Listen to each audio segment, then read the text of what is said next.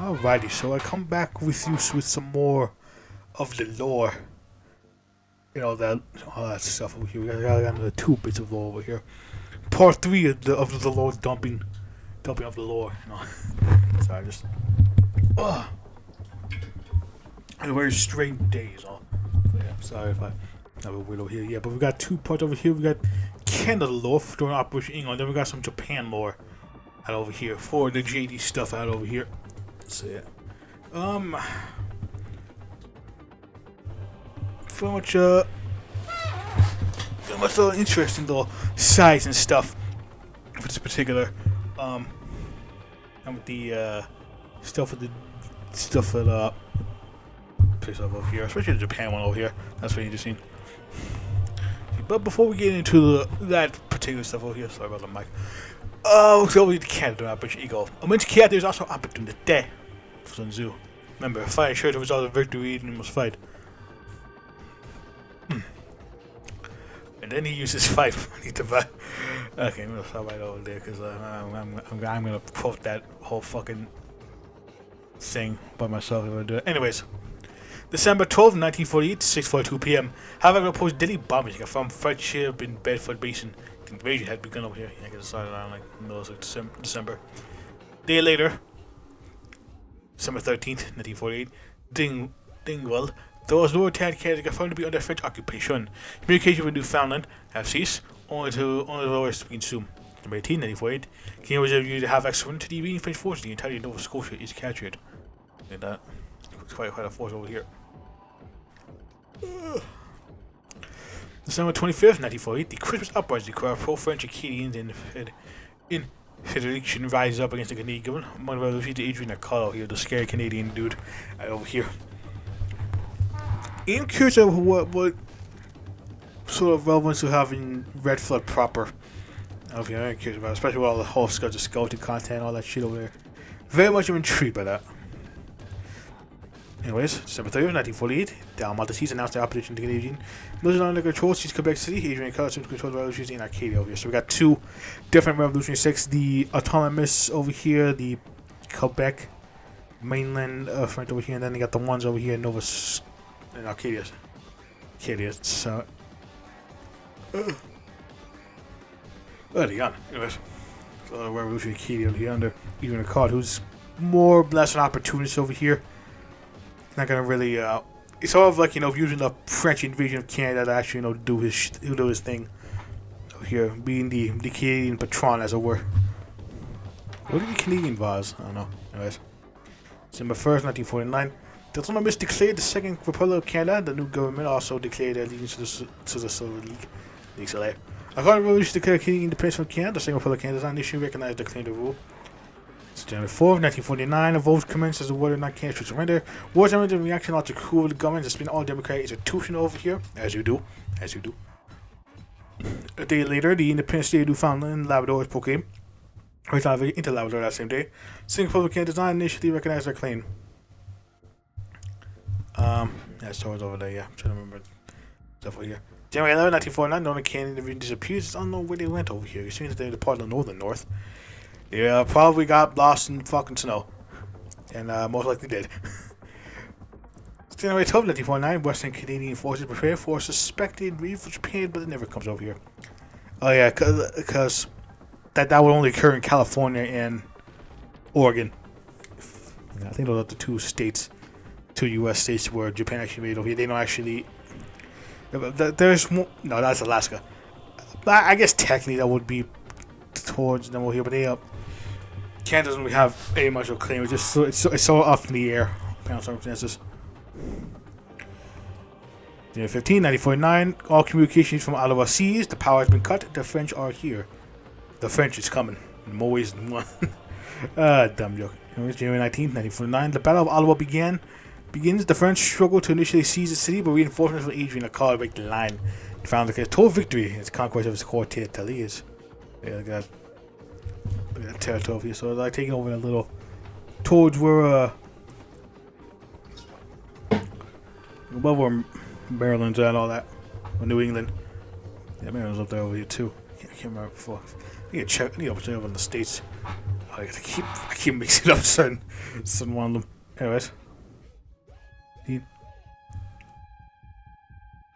F-15-9, Arjuna caught injured in the battle. He would be in the coma for the rest of the war here. That's why during the whole tease over here, there's his portrait has like a scar on I think it's on the right side. Yeah, has like a big old fucking scar on his face over here. So yeah, he's actually doing the best over here, but he's basically just out right now over here, and he has his subordinate is doing the task over here. January 30th, 1949, Ottawa falls to French forces. The Canadians are in full retreat. The radical plans proposed is whole retreat evacuation to the province of Ontario. The proposed denied by the Canadian High Command, but the RCMP begins the evacuation anyway. They only allowed exit from east to west is war. It was no shit. Yeah, the whole civilians and already long since trying to pull out over here. Those that don't stay out over here. January 1st, 1979, Paul Riddick, the reporter of Riddick Japan, gathered a large group of people and headed north in the Canadian Arctic to avoid the conflict they are never seen again. Poor Paul. Hopefully, we shall see you in the not Paul. They're not frozen over here. Well, saying that the vision over here is probably not. Probably joined the Cold War. February 14, 1949, Toronto Falls, the Second Republic of Canada officially joined the Soleil along with the Canadians and Newfoundlanders. The Second Republic of Canada officially drops all claims of Arcadia and Newfoundland. February 16, 1949, more leases the state of opposed, most of them are thrown out, but one more means the extended middle lease of the state in the prairies, and that's upon the expected total lease victory. So yeah, they had plans over here to expand the whole, the whole rule over to the entirety of Canada and to Alaska over here, because America's kind of ain't exactly in the best spot over here, and it's only gonna get worse. February 19th, 1949, the French enter Western Ontario and have begun the final battle for Canadian independence over here, and we shall determine the starting borders. They are the way they are. February 24th, 1949, the single Canadian division defending the city of Thurberg is able to hold off a larger French assault. Then the city became one of the French initially ran out of steam. Unfortunately, communications were cut and they were never heard from again. That lone Thunder Bay division over here. Sorry. I think I slurred out here by accident. I apologize for that one. But yeah, Canada managed to hold off over here.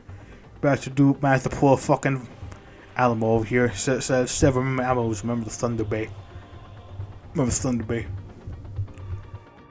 And February 30th, 1949, large Canadian defense officially stops French advance over here.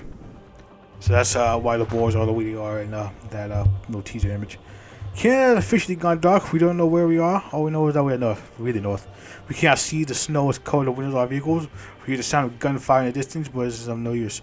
We will not be found. The war to south ended, but the war up north is forever ongoing. We will not survive, but maybe you can. Maybe you can stop this. To end this madness, because surely God has failed to protect us. On the wire, found our forward to free drifted ashore in Hudson Bay. No, Ontario circa 2011 over here. A little preview that the timeline went beyond Judgment Day as it were over here. Beyond Judgment Day over here. Oh yeah, that'd be interesting. Okay, yeah, because it'll be interesting. Like seeing like these little anecdotes from like in the future that may or may not happen because thermonuclear war. Anyways, it's not really thermonuclear war. Just like humanity beating the shit out of each other, and then it got worse. That's it. What it is. So that's Canada's law over here. Interesting how states are going to be over here, along with the little people that are going to involve in divisions and all that. All sorts of people involved over here. Now I got into Japan war stuff over here. Got this big old fucking, look at that fucking thing, it's big. Like it says it, ain't it? Japan Law Part 1, the Japanese Civil War and Revolution. Following the period of the being government, Japan's exhaustion and public dissatisfaction finally reached a peak. Both straight young naval officers initiated rebellion on April 10th, 1936. In response, proletarian parties such as the Communist Party, the Japanese Proletariat Party, and the Social Mass Party also rose up across the country.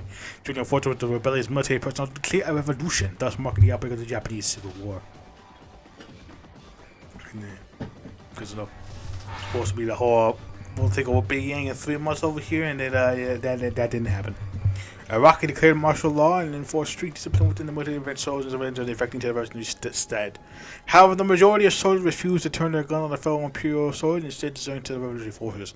In response to the situation, Iraqi issued orders to shoot deserters of those suspected of red tendencies from behind without mercy. However, this directive was deeply unpopular. Exacerbating resentment toward the Iraq regime and even more defections over here, because we kind of just telling them to shoot any motherfucker that's even vaguely suspicious, and that ain't gonna do good for morale. On the social side, Hishashi Aso, the Social Mass Party, argued that the current focus should remain solely on the overthrow of the Iraqi regime. He realized the internal conflicts would only lead to national division and bringing the forces opposing Iraqi. He was the formation of a united democratic front to unite all factions opposing Iraqi regimes, ranging from right-wing military officers and nationalist socialists to left-wing Marxists and anarchists over here. Yeah, because in Red Flood over here, when the Reds win that civil war over here, they can go down a lot, but it's on like 3 paths, but like got the Spartacus, the anarchists, and all that stuff over here. I think there's a social national second 2 over here. I can't remember exactly. The still found unity and solidarity gradually helped the scale of the civil war in favor of the revolutionary side. Revolutionary forces. The Japanese Proletariat Party, which has long advocated for a unified proletarian party, immediately agreed to join the effort, although initially hesitant, the Communist Party also decided to join after receiving advice from its moderate leader Sanso Mosaka over here. Because we gotta get that good shit going over here. This new show unity saw the gradually tip the scale of the civil war in favor of the revolutionary side, and urging forces to give momentum even previously neutral bureaucrats and public officials began engaging in sabotage strikes, furthering the function government agencies in local municipalities. That's for the imperial side over here. So they ain't doing good out of over here, which I guess this makes sense because the imperial Japanese couldn't really send all of those that they didn't like to Manchuria, which is what they did in our timeline over here. They can only send them to like fucking Chuko, which wasn't really gonna do much over here in the alley. Like the loss from the Russo Japanese over here definitely didn't do them favors. There's so-called reformist aristocrats such as Fumimaru Konoe and Kiichi Saionji defected to the revolutionary side. This is partly for self-preservation and partly for the Marxist ideas and secretly held, becoming a foreign for the revolution. Even for socialists who announced their belief to support the Kodoha faction began returning to socialism. This is a point by the right-wing agenda over here. Yeah, but everybody either turned cold and defect and all this shit over here. Eventually, the revolution spread to Japan's colonies, including Manchuria, with a little bit over here past Korea itself, Taiwan, and Indochina over here. That little sliver of Indochina, because in Red Fort Proper they took. Thailand took a bit of that. Eventually, Nobusuke Kishi, the infamous for community of the opium cultivation corruption, was betrayed and captured by his subordinates, many of whom were socialists. The Quoting Army also faction, the two factions were led by Kanji Ishizawa, who sought to establish a regime in mainland China, and led by Tenzuzan Nagata, who proposed cooperating the Manchurian Revolution and to align with socialists in Japan. The Nagata faction, which adopted a red flag, distinguished itself from the Ishiwara faction, ultimately triumphing to disrupt the Ishiwara supply and troops, but also Manchurian removers. However, Ishiwara and his associates escaped towards the territory of the Mad Baron, Bonva Unshuba, committing atrocities such as massacre civilians, Chinese civilians, and city burns along the way, and subsequently disappeared, probably to work alongside the Mad Baron, which means that would be interesting to see how that plays out when the Mad Baron gets content in JD. In Korea and Taiwan, local socialist and nationalist forces took advantage of civil war watching independent movements, part of the Japanese socialist Indian regimes over here, side of the whole. It's like the Korea, Vietnam's, all that. Remarkably, even Prince Takehito Mikasa, younger brother of former Emperor Hirohito, who I believe in Red Flood got shot. If my memory says it right over here, that might have changed over here, but I'm pretty sure he was shot. Praise his support for the revolution, starting in the pure government no longer represented the Japanese people. Shortly, the emperor attempted to personally persuade brother, but was instead urged by Prince Mikado to advocate warning, if you do not advocate immediately, you may be executed by the communists. Definitely a very real possibility. Finally, with Chikadoha, leaders of the Iraqi and Misaka captured by revolutionary forces, the emperor announced his abdication. Those who celebrated the victory in the Japanese Civil War, known as the Revolution of 36, came 10. Notably, while Kodoha leaders like Iraqi Mikasa were sentenced to death executed in a people's court and enemies of the Japanese liberating people, the emperor narrowly avoided execution due to the desperate pleas of his brother, Prince Mikasa, said he was placed under house arrest under the supervision of the new government.